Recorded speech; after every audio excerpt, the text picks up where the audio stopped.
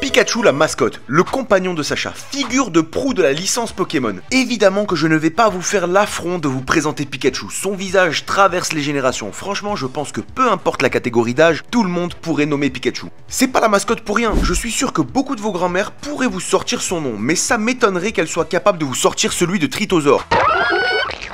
Forcément, en tant que mascotte de la licence la plus lucrative au monde, les produits dérivés à son effigie ont été distribués par tonnes au cours des 30 dernières années. Et bien sûr, les cartes ne font pas exception, parce que des cartes de Pikachu, il y en a beaucoup. Mais vraiment, c'est une dinguerie, et il n'existe pas une liste sur tout internet qui réussit à toutes les répertorier, tellement il en existe. À chaque fois que je trouvais une liste, la suivante rajoutait des cartes oubliées par la précédente. Et encore, faudrait une liste internationale, parce qu'il existe des exclusivités à certains pays. Un exemple récent étant le Pikachu uniquement sorti en Chine, ou les Pikachu indonésiens. Et ça, c'est seulement pour 2024. En gros, il y en a des tonnes. Et ici, on va explorer les plus oubliés, les plus niches, parfois juste méconnus, en allant jusqu'à des cartes qui n'auraient jamais dû sortir, mais qui ont fuité. Bref, t'as capté, on va parler de 4 cartes de Pikachu inconnues.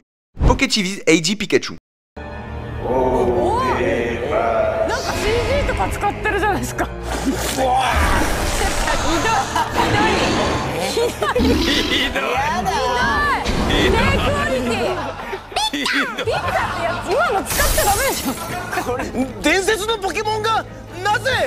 Non, franchement, j'ai été obligé d'introduire ce sujet comme ça, puisqu'on va parler d'une carte en rapport avec l'extrait lunaire que vous venez de voir. Justement, cette émission, c'était Pokémon Get TV, une émission animée du 6 octobre 2013 au 27 septembre 2015 par Shoko Nakagawa. D'ailleurs, on la connaît pas du tout en France, mais cette femme est un symbole de la culture otaku au Japon. Sa carrière est assez large, actrice, chanteuse, elle a pas mal de cordes à son arc, et elle a même illustré une carte. Pour revenir à l'émission, c'est l'émission officielle de Pokémon. Elle a souvent changé de nom, en général à la sortie de chaque jeu. La carte qui nous intéresse, PokéTV AD Pikachu, a été distribuée aux participants du Pokémon Summer's Thanksgiving 2014, un programme spécial de l'émission diffusé au cours de l'été 2014. On y retrouve dessus l'équipe qui présente l'émission. D'ailleurs, c'est rigolo de constater que dans Pokémon, c'est pas forcément la rareté qui fait le prix, mais plutôt la demande, puisque pour une carte relativement peu distribuée, elle reste quand même assez abordable. Abordable pour une carte Pokémon en tout cas. Ah! Et pour ceux qui pensent être fans de Pokémon, sachez que Shoko Nakagawa a sorti en 2013 son autobiographie intitulée Pokémon Taught Me the Meaning of Life. Pour ceux qui sont gays en anglais, ça se traduit par Pokémon m'a appris le sens de la vie.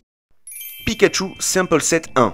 Je pouvais pas me retenir plus longtemps ou vous faire attendre encore dans cette vidéo. Il faut qu'on parle de cette carte. Mais avant ça, comme toujours, un peu de contexte. Vous connaissez les séries Skyry, Jacoa Police ou encore Expédition? Est-ce que vous vous êtes déjà demandé pourquoi elles ont une forme aussi unique? Il faut dire qu'on n'a jamais revu ce type de carte par la suite. Au Japon, ces séries n'existent pas. Ces cartes sont sorties sous une autre appellation, les E-Series. Réparties en 5 séries, elles sont sorties entre 2001 et 2002, juste avant le Block X. Ces cartes sont prévues pour fonctionner avec l'e-reader, un appareil compatible uniquement avec la Game Boy Advance. Cet appareil permet de lire les e-cards, un peu à la manière d'un code barre. Différentes cartes ont été commercialisées, et pas forcément pour Pokémon. En lisant la carte correspondante, on pouvait par exemple accéder à de nouveaux niveaux. C'était le cas sur Super Mario Advance 4. Et bien que les cartes e-Series soient arrivées jusqu'à chez nous, l'e-reader, lui, n'a jamais été commercialisé. Il a été disponible uniquement au Japon et aux États-Unis. C'est une époque où le marché américain faisait office de test pour le marché européen. Si un truc marchait pas aux États-Unis, ben il arrivait jamais chez nous. Bon, on a planté le décor. Et tout d'abord, sachez que c'est la seule photo que j'ai pu trouver de cette carte. Que celle-là. Qu'une photo floue sur tout internet, ça vous donne une idée de la rareté de la bête. Le 7 mars 2001, lors d'une conférence de presse, Tsunekazu Ishihara, encore lui, présente l'e-reader qui doit sortir à la fin de cette même année. Au cours de la présentation, il utilise cette carte pour montrer les différentes fonctionnalités, puis ben plus rien. La carte devait simplement servir à présenter l'e-reader. Il n'était pas prévu qu'elle soit commercialisée un jour. Malgré ça, un petit nombre de copies auraient fuité. On ne sait pas comment, on ne sait pas combien, et c'est, je pense, la carte de Pikachu la plus rare de l'histoire. Au fil de mes recherches, j'ai trouvé l'origine de cette photo. C'est un zoom d'une annonce publiée en 2014 sur le site d'enchères Yahoo Japan. On y retrouve le premier sample set avec d'autres exclusivités comme un Pichu et un Evoli qu'on ne reverra plus jamais d'ailleurs. Et je dis premier sample set parce qu'il y en a eu d'autres après. Et davantage de copies ont fuité pour les autres sample sets, mais aucun ne contient ce Pikachu, qui est d'ailleurs si peu documenté, si peu représenté qu'il relève presque du mythe. D'ailleurs, je suis curieux de savoir ce que vous pensez du format. N'hésitez pas à me dire en commentaire et au passage, dites-moi sur quel Pokémon vous voudriez qu'on le fasse par la suite. Pikachu Collabo Mignon. Bien que le nom de celle-ci soit en français, on ne l'a jamais eu par chez nous. En tout cas, il fallait qu'on y arrive. Il fallait que je parle de cartes mignonnes. Ceux qui suivent mes lives sur Whatnot le savent, j'aime beaucoup les cartes kawaii. N'oubliez jamais les frères. Toujours kawaii né. Toujours cute.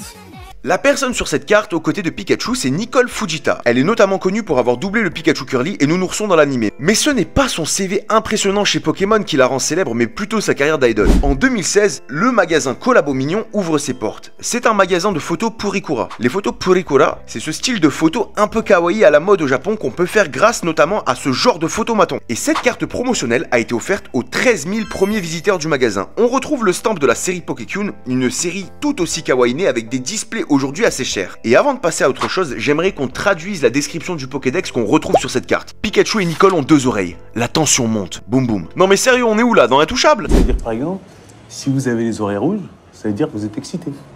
Voilà, c'est ça. Les promos de Glaciation Plasma. Bon, là je vais peut-être créer un peu de frustration avec celle-ci, puisque c'est, sauf erreur de ma part, le seul trou dans l'ordre de sortie des cartes promotionnelles Pokémon. Mais vous allez comprendre. À chaque bloc, les cartes promotionnelles sont numérotées, et donc pour chaque numéro, il y a une carte, sauf pour BW77 et BW78. Puisque les promos noirs et blancs ne reprennent qu'à partir de 79 avec une promo de Démétéros, d'ailleurs c'est BW pour Black and White. Cette histoire commence avec cette promo japonaise de Pikachu, offerte uniquement à l'occasion de l'event Pokémon Card Game Classroom de 2012. C'est un événement organisé au Pokémon Center visant à apprendre les bases du jeu de cartes. En récompense pour avoir participé à cet événement, on recevait cette magnifique promo. À l'époque, le site officiel publie ces 2 cartes avant de rapidement les retirer, comme s'il cherchait à nous cacher quelque chose. C'est quoi ce complot ? Plus sérieusement, je me dis qu'ils ont peut-être voulu garder l'illustration exclusive à l'événement Classroom. Dans ce cas-là, pourquoi être allé jusqu'à la traduire? Je suis curieux d'avoir vos avis sur la question, puisque comme je vous l'ai dit, cette histoire est assez frustrante, vu qu'on n'en saura jamais plus. Ces 2 cartes se sont volatilisées, en laissant un trou dans les promos Black and White occidentales. Bon, je trouvais sympa d'aborder les cartes Pokémon sous cet angle, et j'essaie de traiter des anecdotes qui n'ont pas forcément été sur YouTube. Oubliez pas de vous abonner, de liker, de commenter, etc. etc. Je vous fais pas le baratin habituel, vous le connaissez déjà de toute façon. Allez, ciao!